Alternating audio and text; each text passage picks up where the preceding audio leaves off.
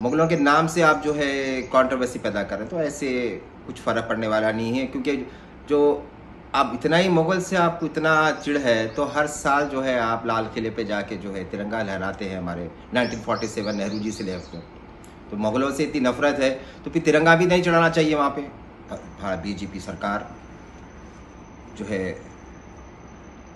Syllabus में से जो है मुग़ल हिस्ट्री का नाम जो है मुग़ल बादशाहों का नाम निकाल दिए हैं।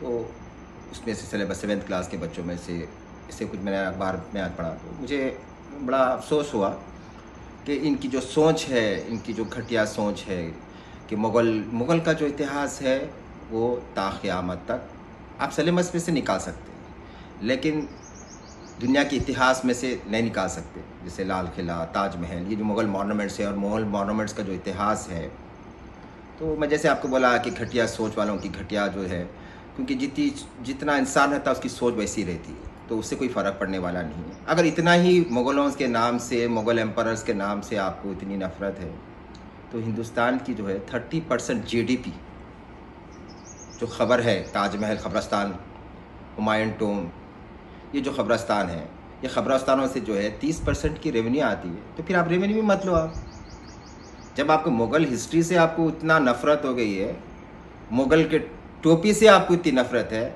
मुग़लों के नाम से आप जो है कंट्रोवर्सी पैदा कर रहे हैं, तो ऐसे कुछ फ़र्क पड़ने वाला नहीं है। क्योंकि जो आप इतना ही मुग़ल से आपको इतना चिढ़ है, तो हर साल जो है आप लाल किले पे जाके जो है तिरंगा लहराते हैं। हमारे 1947 नेहरू जी से लेकर, तो मुग़लों से इतनी नफ़रत है तो फिर तिरंगा भी नहीं चढ़ाना चाहिए वहाँ पे, उनके मकान पे।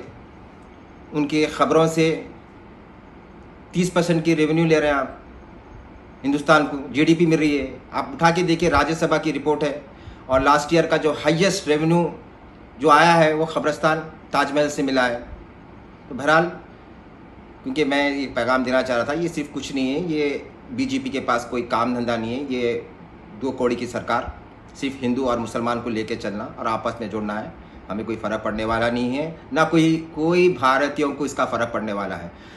दुनिया जब तक क़ायम है, पढ़ने से डालने से कुछ होने वाला नहीं है। वो तो दुनिया हमेशा क़यामत तक याद रखेंगी। जज़ाकल्लाह खैर। जय हिंद।